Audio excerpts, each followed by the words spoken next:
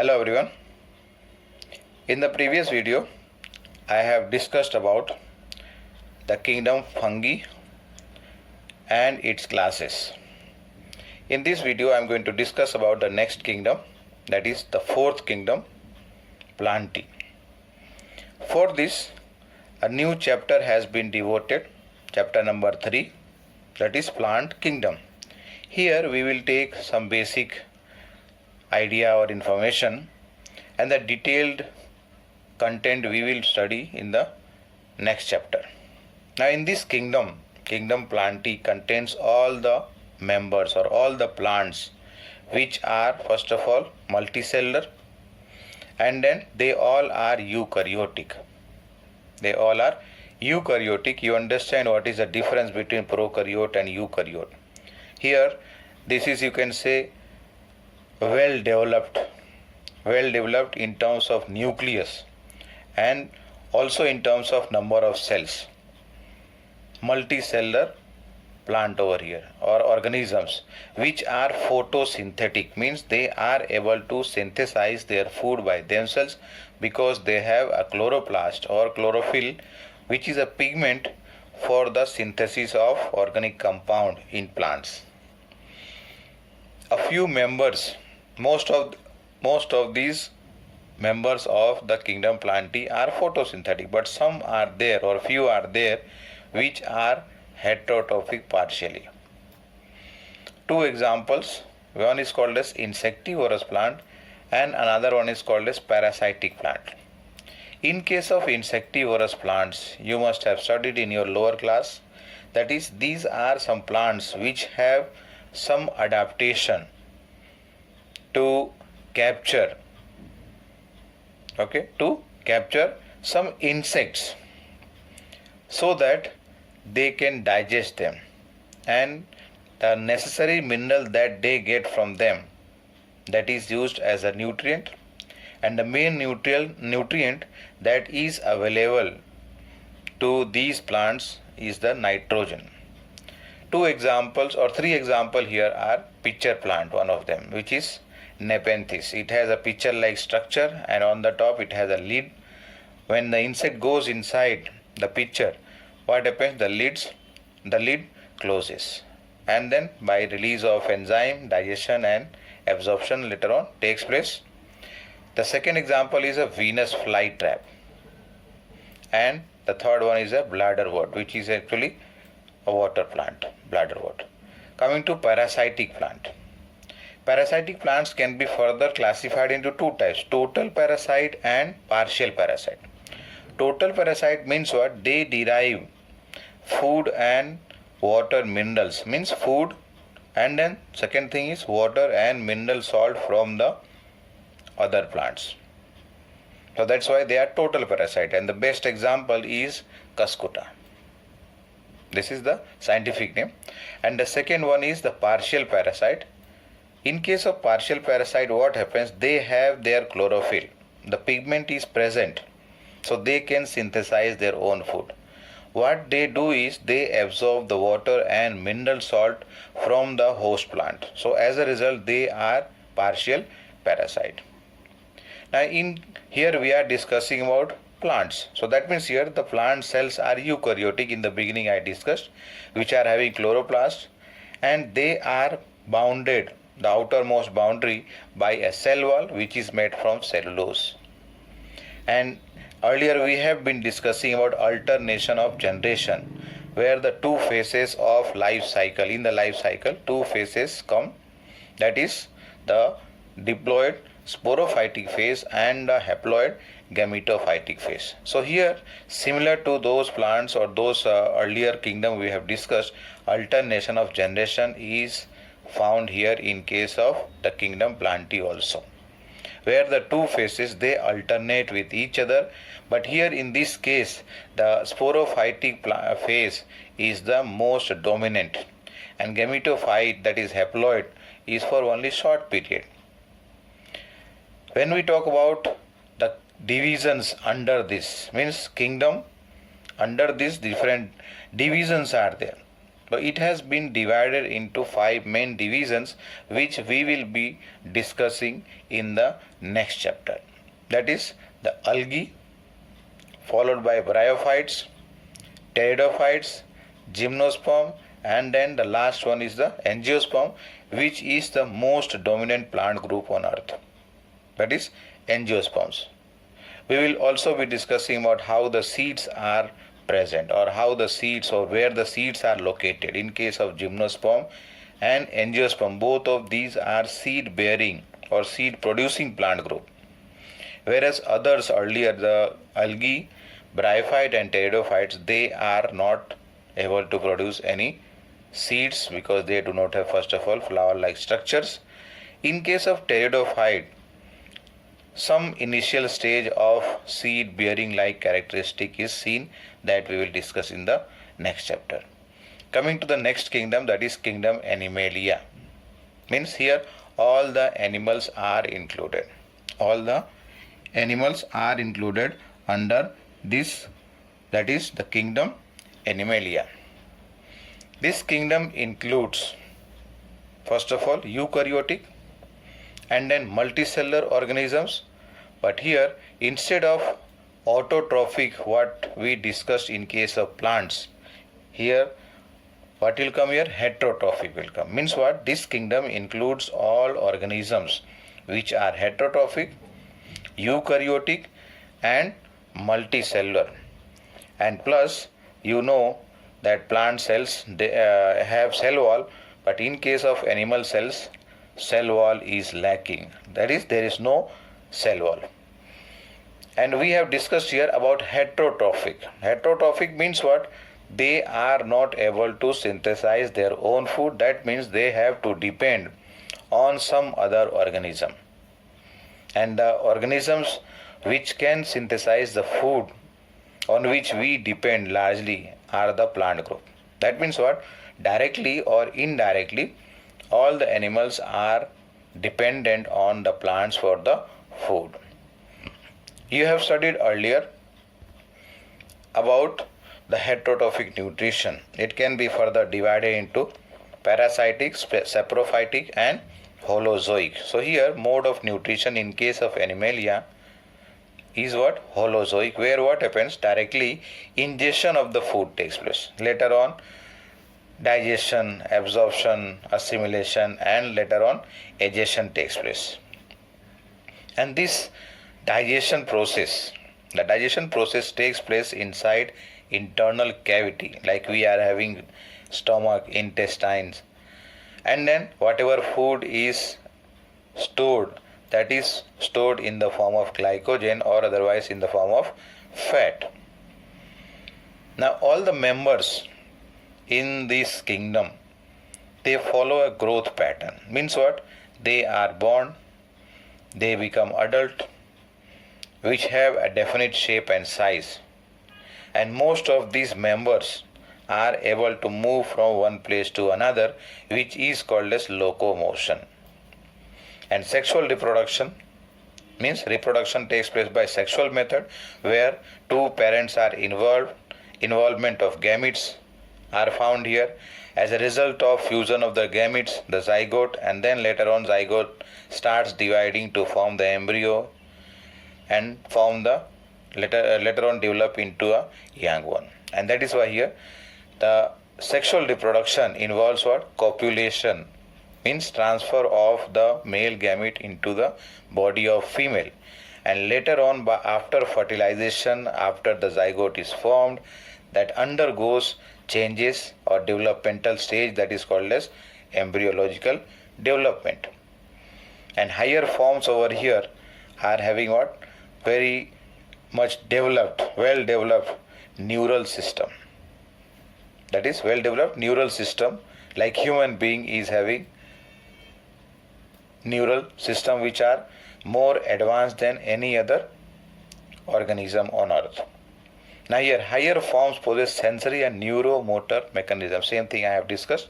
So that was about the animal kingdom and plant kingdom. These both chapters, both these kingdoms, we are going to study in the third and fourth chapter.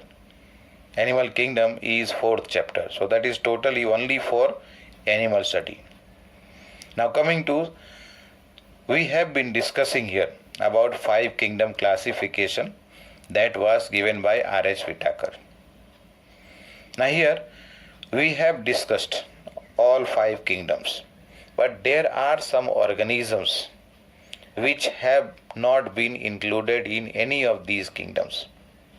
And that is why here it is necessary to discuss about these. Some of these which are not included are lichens. Lichens are actually a symbiotic association between the fungi and algae. The second one is the viruses, which are very minute, nanometer size. And they do not have cellular structure even, like you have studied about the structure of a cell membrane, cytoplasm, all those. Now here, in case of viruses, they do not have cellular structure. And that is why earlier also, in two kingdom classification, viruses were considered as a link between living and non-living. Because at times when they are outside the organism's body or any host cell or organism's body, they behave as non-living. And as soon as they enter into a living cell or an organism, they behave like living. The third one is viroids, and the fourth one is the prions. We have to discuss about them one by one in short. The first one is the virus or viruses. They don't have cellular structure, I said. Means they are acellular. And they are not placed anywhere. That's why in Whitaker's five kingdom classification, as I mentioned earlier, it is considered as a link between living and non-living. Now here, viruses are not truly living. Why? Because they are living only inside the host body and they are inert. Means here they are not truly living, because outside the host body or outside a living cell, they do not have any kind of biochemical processes going on. They can be converted into crystallized form. They can be stored for long time, and that is why they are not truly living. But when they enter into the living cell or an organism, they take control of the DNA. That is the nucleus. Inside the nucleus, they take control of DNA, and whatever substances, component they have in their organization, that is being synthesized by the host cell or the host organism. Now coming to the non-cellular organism, here we are talking, that is characterized by inert crystalline structure outside living cell, as I said earlier. And once they come into the body, they take over the host cell machinery. Means host cell machinery is taken in control by the DNA or the RNA these viruses have, in order to replicate themselves, in order to synthesize their own copies. And afterward, the cell lysis take place. That means the cell in which they are growing, and they have assembled themselves by the component which was synthesized by that particular cell. That cell burst, and as a result, the cell is dead, or otherwise let us say organism is dead. The term over here, virus, was given by Louis Pasteur. This term was given by Louis Pasteur. The meaning of this word, that is virus, is what? Venom or poisonous fluid. Venom or poisonous fluid. Now first time, when we just go through little bit of history part, it was 1892. Ivanovsky, Dmitry J. Ivanovsky, he led the foundation, or he discovered actually about the viruses. He identified an agent, a pathogen of tobacco mosaic disease, where he found these organisms to be very small, even smaller than the bacteria, and these were able to pass through the bacteria proof filters. Means filters are available through which bacteria cannot pass. But he found these viruses to easily pass through these bacteria proof filters. And by that he came to know, or he identified this as very small, smaller than even bacteria. Bacteria are measured in micrometer, smaller than this. Okay. Now coming to another person, 1898, Beijerinck, M.W. Beijerinck. He demonstrated that when an extract of infected plant is taken and then sprayed onto, let us say, another healthy plant, that healthy plant is infected. Like here, let us example of tobacco mosaic virus, which causes tobacco mosaic disease in tobacco plant.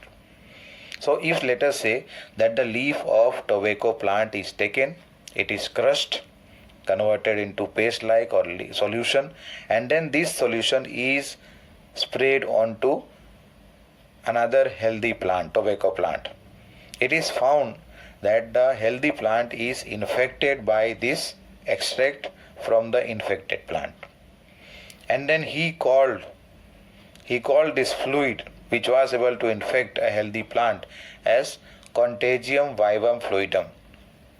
Contagium vivum fluidum means what? Infectious living fluid. Fluid is there, but it is living, because as a result of which it is able to cause the infection or the disease to a healthy plant. And the next one, 1935, W.M. Stanley. He was able to crystallize the viruses. And also demonstrated that these crystals contain large part of proteins. Means whatever part was obtained here, in that more quantity or larger quantity was protein, and they are inert outside the host cell. Means what? They behave as non-living outside the host cell, means living organism or living cell. But once they enter into the living cell or organism, they behave as living, and that is why they need the help of a living cell or organism in order to act as living, and that is why here they live as obligate parasites. Obligate means what? It is compulsory. Without that they will not be able to survive. Now coming to the structure of viruses, what do they have in their structure? So in their structure they have only two parts. That means they are made up of nucleoprotein, or otherwise you can say the structure is nucleoprotein in nature. Means it contains nucleic acid and protein. You have studied about nucleic acid, DNA and RNA. Now let us come here. In its constitution, what I said, two parts are there. One is the nucleic acid, the other one is protein. Protein is present, which is called as capsid. It is forms the outermost covering, which is actually a protein coat made up of protein. Capsid is a protein coat which is made up of small subunits, which are called as capsomeres. And these capsomeres are arranged in a helical or polyhedral form, that is helical or polyhedral in geometrical form, and their main work that they perform, that is the protein coat or the capsid performs, is the protection. It protects the inner part. The inner part is having the genetic material, that is nucleic acid, which is acting like a genetic material. One thing is there here, that they will have either DNA or RNA, but never both. Means DNA and RNA will not be present in a virus. A virus will have either only DNA or only RNA. And based on this, they can be classified into DNA virus and RNA viruses. Now, based on the type of cell, they are able to infect. Viruses can be classified into three types. Based on the type of host that they infect, the viruses can be classified into three types. The first one is the plant viruses. Second one is animal viruses, and third one bacterial viruses. In case of plant viruses, the genetic material, just now we have discussed here, either DNA or RNA. So genetic material over here is single stranded RNA, means only one chain of RNA is present in case of plant viruses. And the disease they are able to cause in case of plants. Some of the symptoms that they cause are mosaic, leaf rolling and curling, yellowing, vein clearing, dwarfing and stunted growth. Over here, each of these words have different meaning. Okay, leaf rolling, curling, yellowing, vein clearing, dwarfing and stunted growth. All these are different symptoms that is seen in the plant infected by virus. Coming to the second one, animal viruses. Animal viruses are able to infect animal, as we earlier mentioned, that based on the type of host they infect. Viruses have been classified into either animal, plant or bacterial viruses. So here animal viruses, they infect only animals, and the genetic material they have here, both RNA or DNA may be possible, but not at a time, or not only in one virus. This is, we are talking about what? A virus, let us say, if it has RNA, so that will be single stranded RNA. If the virus is having DNA, so that DNA can be present either single stranded or it can also have double stranded. One of these options will be available. Either the single stranded RNA is present, or single stranded DNA is present, or double stranded DNA is present. And the third type is called over here as bacterial viruses. Okay, before that, animal diseases that are caused by viruses. That is, one of them is mumps, smallpox, herpes, then influenza, AIDS, and so many others you can go on writing. Hepatitis B, you know about it. Chicken pox, you know about it. Now at present, the problem what we are facing now, because of that, we are not able to meet each other physically. We are not having our class. Is it right? And we are not able to attend our job places, the schools, colleges. So that also is a virus. Now coming to here, third one, bacterial viruses. These are able to infect, viruses which are able to infect only the bacteria. So they are termed as or called as bacteriophages. And these bacteriophages can be they have double-stranded DNA as the genetic material. So that was all about the viruses. Now let us come to the next one, is the viroids. Viroids are almost, you can say, like virus. Only thing what happens here, that they do not have the protein coat. We discussed in case of virus, it has two components. That is, one is the capsid, which is made of a protein, and another one is the nucleic acid. In case of viroids, they have only nucleic acid, and that also RNA. And these viroids, for the first time, it was discovered by Diner, T.O. Diner, in 1971. And these viroids are much smaller than the viruses. And this point already I discussed, that is, they have only free RNA and they do not have the protein coat, and because of that the name has come as viroid. These RNAs of viroid is of low molecular weight, means it is lighter. Molecular weight, I think you understand the weight is, over here molecular weight is less. And they are responsible for some disease in plant like potato spindle tuber disease. Potato spindle tuber disease in plants. And in case of animals, one disease, that is human being we are talking, Alzheimer's disease in case of human being. The third one is prions. Now in case of prions, they do not have nucleic acid here. They have only protein. वायरोड्स के पास क्या चीज़ नहीं है, protein का coat नहीं है, लेकिन they have RNA there as genetic material. But in case of prions, they have only protein, they do not have nucleic acid. And these proteins are in a folded form.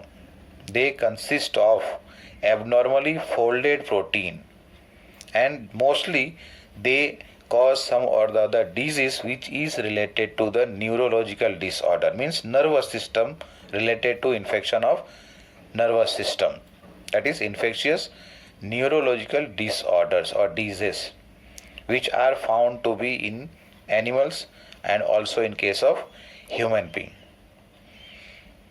They are similar to size to viruses, means similar in size to viruses, and these are called as what? Prions. They have only in their structure protein. And the disease that is caused in case of cattle is called as bovine spongiform encephalopathy, BSE in short. This is also called as mad cow disease. Mad cow disease in case of cattle. Some disease they cause even in deer, even in sheep. And then in case of human being, it is called as Creutzfeldt-Jakob disease. In short, CJD. The full form is given here. Creutzfeldt-Jakob disease in case of humans. Now, I was talking about prions here, that is, they are having a protein. That protein over here is called as prion protein, whose specific function is uncertain. And the word over here, prion, means what? This word has been taken from, otherwise it derives from proteinaceous infectious particle. Proteinaceous infectious particles. And earlier we have been discussing that organisms have genetic material which are made up of either DNA or RNA. But in case of prions, it is found that they do not have that nucleic acid, like we have been discussing all others, viruses, bacteria, fungi, all parasites, human being. Everybody has genetic material, DNA mostly. Some viruses are there which have RNA as genetic material. But in case of prions, only protein is able to infect and cause the disease. Coming to the last one here is the lichens. Lichens are actually the symbiotic association between two members, one is fungi and one is algae.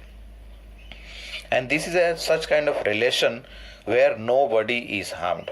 Both of them help each other and live in association with each other. And this is mutually useful association between the algae and the fungi. Here the algal component is called as phycobiont, which is autotrophic in nature. Means what? It is having the chloroplast, with the help of which it can synthesize its own food. And the second member here is the fungal component, that is a fungi, which is called as mycobiont. And this mycobiont member is heterotrophic, means it cannot produce its own food, means it is dependent for food on this algae. But in return, fungi provides protection or shelter, you can say, protection or shelter to the algae, and also it provides the absorbed water and minerals to the algae so that algae can use it for synthesis of the food. Now on the basis of its external form, बाहर से कैसे दिखाई देता है, that is external form, lichens can be classified into three types: crustose, foliose and fruticose. Crustose, they are flat, paint like, ekdam flat. They are generally found growing on the wooden logs. Then next one is folios. They appear leaf-like. And fruticose, they have branches also. They are branched. Now here one good characteristics seen in case of the lichens is that they do not grow in polluted areas. Means wherever the pollution is more, in that area they do not grow, and that is why they act as pollution indicators. They act as pollution indicators. Suppose that anywhere we go and we do not find lichens growing there, that means it is an indication that in that area more pollution is there, and due to that lichens are not able to grow there. Where lichens can grow, that means what? That area is having less pollution. So that was about all these four, that is lichens, prions, viroids and viruses, which were not included under the 5 kingdom classification system developed by Whitaker. With this chapter is complete. Thank you.